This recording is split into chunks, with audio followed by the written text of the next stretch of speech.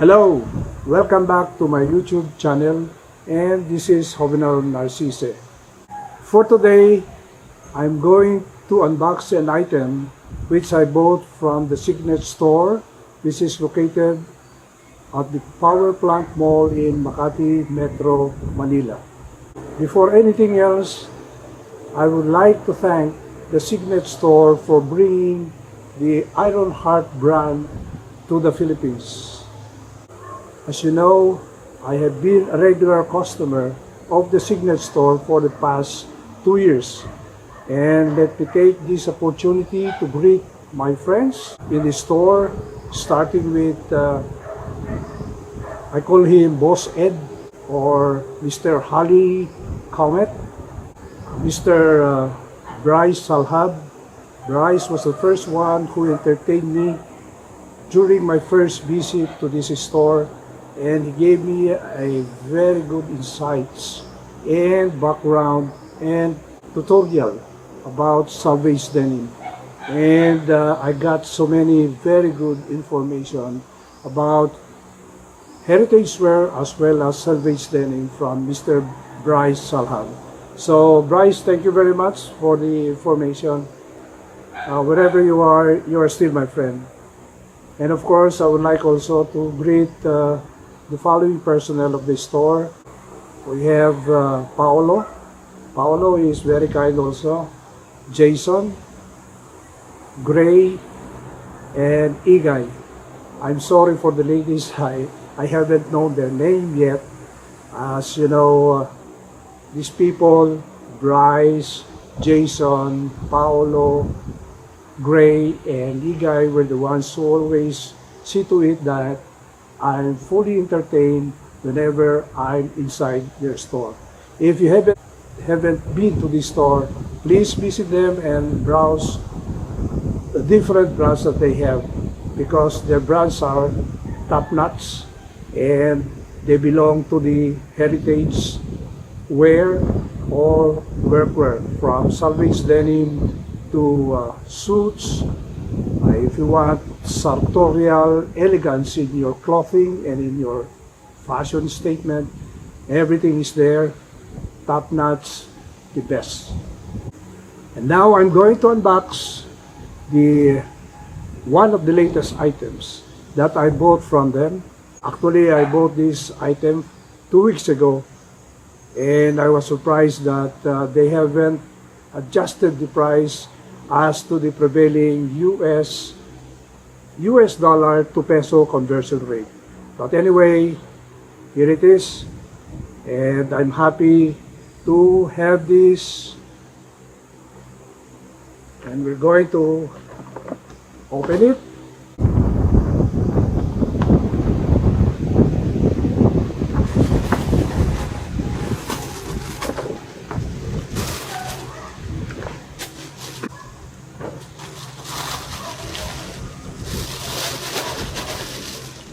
I was expecting that this item comes with a box, but I think I'm wrong.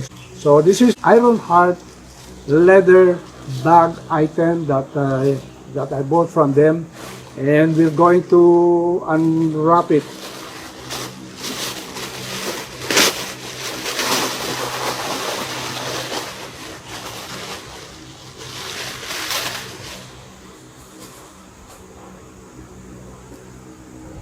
This is the diamond stitch leather waist bag, black. However, it has some red stitches, and they call this the code number or code name IHE39. In the website, this is $575. It is made of soft calf leather waist bag. It is diamond stitch on the face with adjustable belt that can be used as a shoulder strap or a belt buckle. It is available in black with black stitching or black with contrast red stitching. So I got the black with contrast red stitching. This is made in Japan. It's made of pure leather. It has two brass rings on its end for you to adjust the belt. And it has the iron heart patch in front, and it could be worn as in the waist as a belt or a shoulder bag. You have a zipper at the front. This is a white KK zipper, and it has one compartment with snap button inside.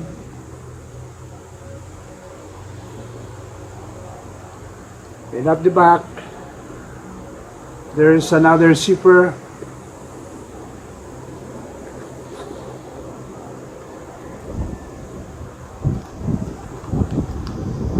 This is very nice.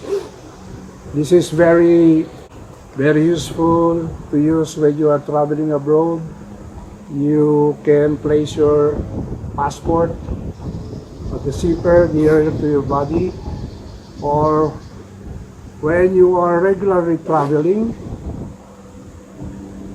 or in commute, or if you have your own car or your own vehicle, you can easily strap it and wear it like that, or it could be worn as a belt.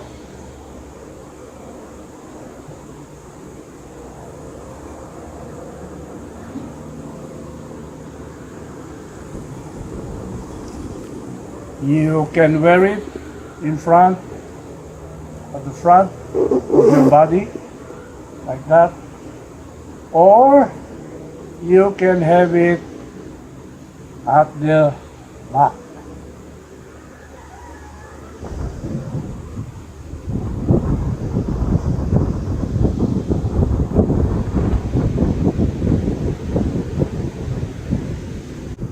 As you can see, you have the zipper. It's two-way.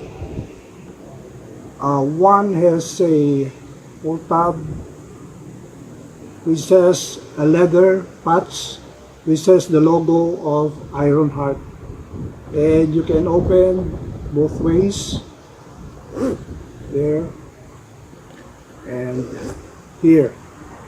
So it's open, and there is another zipper at the back, which is closer to the body. So I'm going to demonstrate to you the items that I'm going to put inside this shoulder bag or belt bag. First is a small towel.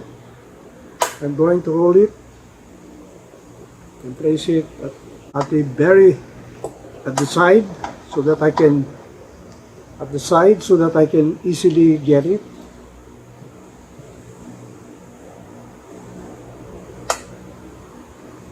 I have here my small toy, just in case. I will place it at the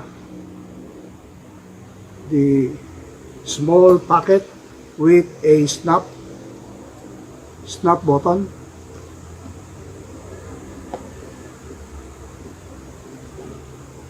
I have my sunglass,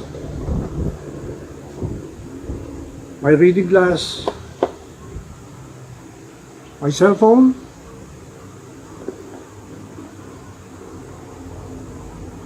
my EDC knife, Swiss knife, a lighter,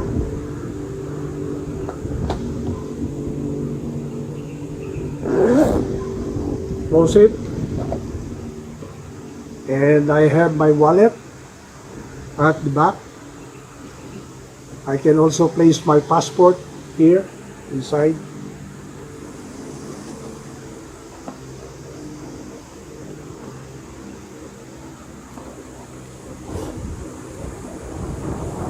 So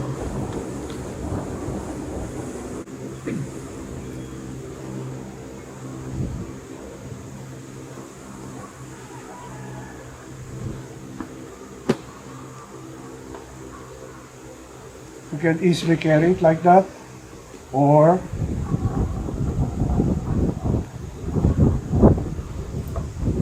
carry it on the shoulder, or make it as a belt. Just be sure to adjust the belt like that, or you can have it at the side or at the back.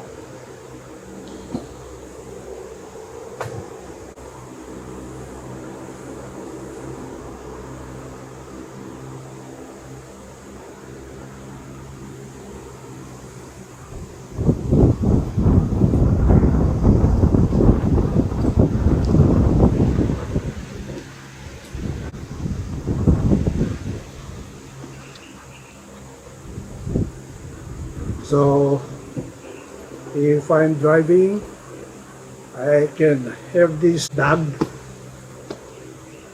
on my stomach or on my chest or at the side while I'm driving. Oh, very nice. So thank you for watching this video, and please subscribe if you haven't subscribed this channel. And if you have any comments, negative or otherwise or positive, please write your comments below. And if you haven't ring that bell button, please click it so that you will be notified on the latest video that I'm going to post in this YouTube channel. Thank you very much for watching, and have a good day. Bye.